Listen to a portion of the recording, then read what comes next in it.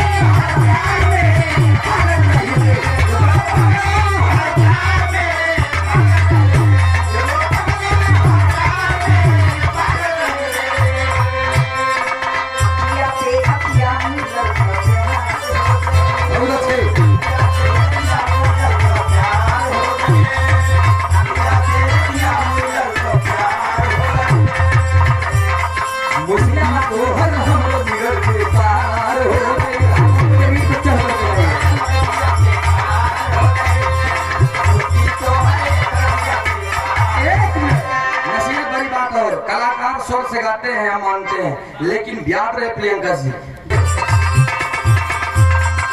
अखिया से अखिया लगल का प्यार हो गए।